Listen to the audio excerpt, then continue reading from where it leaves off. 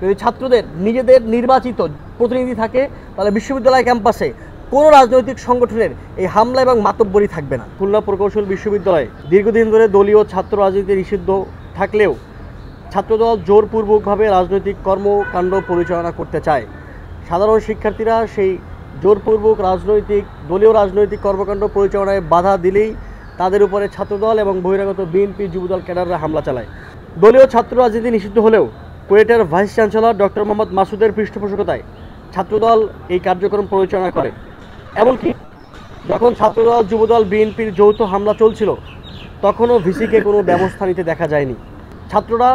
কুয়েটের সাধারণ ছাত্ররা যারা হামলার শিকার হয়েছিল তারা একাধিকবার বিশ্ববিদ্যালয়ের প্রশাসন এবং ভিসির সাহায্য চেয়েও কোনো রকমের সাহায্য পাননি এবং সেই হামলায় আমরা জানি শতাধিক শিক্ষার্থী আহত হন।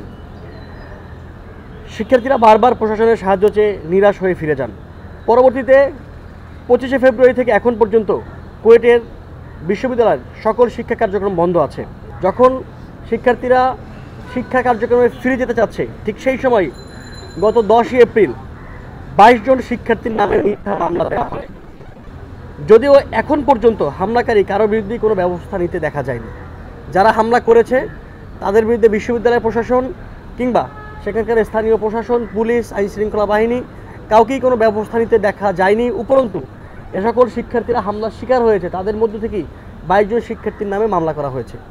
মামলার পরপরই গতকাল আমরা দেখলাম বিশ্ববিদ্যালয় সিন্ডিকেট সভায় 37 জন শিক্ষার্থীকে বহিষ্কারের সিদ্ধান্ত নেওয়া হয়। আমরা বিশ্ববিদ্যালয় সিন্ডিকেটের এই সিদ্ধান্তের তীব্র নিন্দা এবং প্রতিবাদ জানাচ্ছি। আমরা নিম্নলিখিত 5 দফা দাবি উত্থাপন করছি। দাবি নম্বর 1, কুয়েটে ছাত্রদল যুবদলের মামলা এবং শিক্ষার্থীদের বহিষ্কারের বিষয়ে পূর্ণ নিরপেক্ষ তদন্ত করে দোষীদের চিহ্নিত করে শাস্তি। দাবি 2, আগামী 24 ঘন্টার মধ্যে শিক্ষার্থীদের নামে মামলা এবং বহিষ্কার আদেশ প্রত্যাহার করতে হবে। দাবি 3, কুয়েটের ভিসি ডক্টর মোহাম্মদ মাসুদকে আগামী 24 ঘন্টার মধ্যে পদত্যাগ করতে হবে।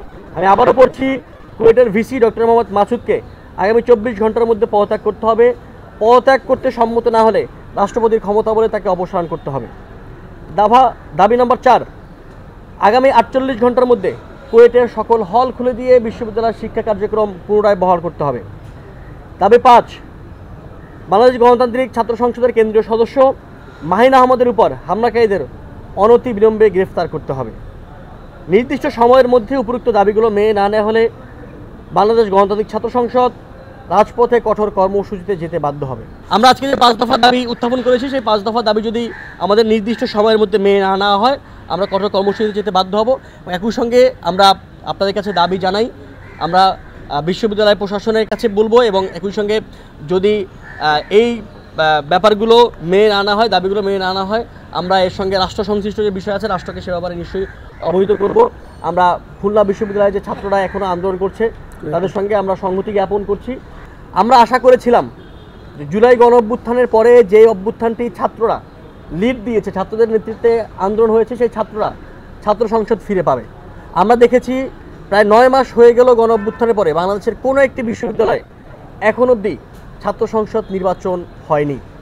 আমরা দাবি করছি, বাংলাদেশ গণতান্ত্রিক ছাত্র সংসদ দাবি করছে অনতিবিলম্বে ডাকসু সহ বাংলাদেশের প্রত্যেকটি বিশ্ববিদ্যালয় এবং কলেজ ক্যাম্পাসে ছাত্র সংসদ নির্বাচন চালু করতে হবে। যদি ছাত্র সংসদ নির্বাচন থাকে, যদি ছাত্রদের নিজেদের নির্বাচিত প্রতিনিধি থাকে তাহলে বিশ্ববিদ্যালয় ক্যাম্পাসে কোনো রাজনৈতিক সংগঠনের এই হামলা এবং মাতব্বরি থাকবে না।